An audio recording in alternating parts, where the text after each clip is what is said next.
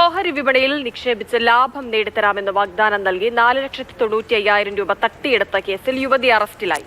കോതമംഗലം അയ്യൻകാവ് പാരപ്പിള്ളി തോട്ടത്തിൽ അനുപമയാണ് പിടിയിലായത്. ഗോകുൽ VS വിവരങ്ങളുമായി നമുക്കൊപ്പം ചേരുന്നുണ്ട്. ഗോകുൽ, ഈ അനുപമയുടെ ഒരു പശ്ചാത്തലം എന്താണ്?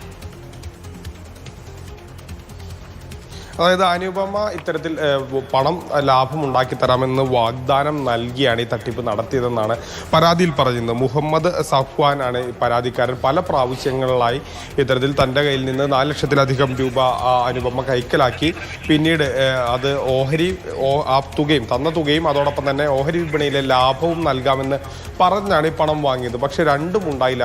നൽകിയ പണവും തിരികെ കിട്ടിയില്ല, അതോടൊപ്പം തന്നെ ലാഭവും കിട്ടിയില്ല. ഇത് സംബന്ധിച്ച് പോലീസിൽ പരാതി നൽകിയതിനെ തുടർന്ന് അനുപമയെ വടക്കഞ്ചേരിയിൽ വച്ച് തന്നെയാണ് പോലീസ് അറസ്റ്റ് ചെയ്ത് മറ്റ് നടപടികൾ സ്വീകരിച്ചു വരുന്നതായാണ് പോലീസ് അറിയിക്കുന്നത്.